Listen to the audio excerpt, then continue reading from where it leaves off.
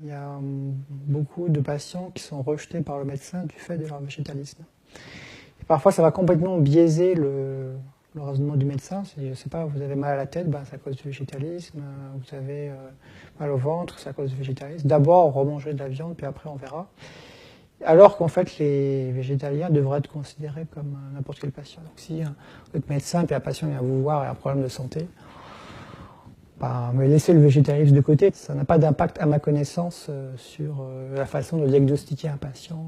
Pour ça, il faut lutter contre une croyance, c'est comme quoi le végétalisme est dangereux. Alors moi, je ne jette pas du tout la pierre à mes confrères, d'autant plus que moi j'ai fait partie pendant longtemps de ceux qui étaient persuadés que le végétalisme était dangereux pour la santé. Et pourquoi? C'est très simple, hein, c'est parce que on fait confiance aux personnes qui disent savoir, voilà, qui croient savoir.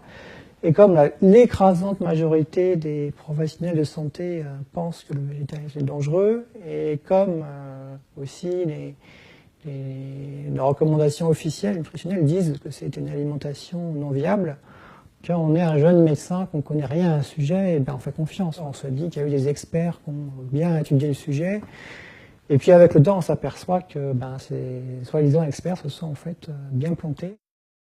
Bon, les médecins hospitaliers, souvent, ils voient le végétalisme uniquement pour lorgner des accidents. Tout ce qu'ils connaissent du végétalisme, c'est les cas graves de carence en vitamine B12. Les patients qui sont en bonne santé, ils ne les voient pas. Du coup, ils ont l'impression que tous les végétaliens sont comme ça. Mais non.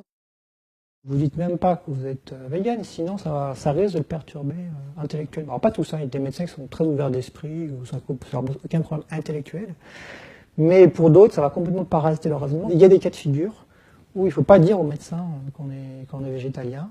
Il faut dire qu'on a tel problème de santé, on a tel problème, tel symptôme, et puis il va vous traiter comme n'importe qui, c'est tout.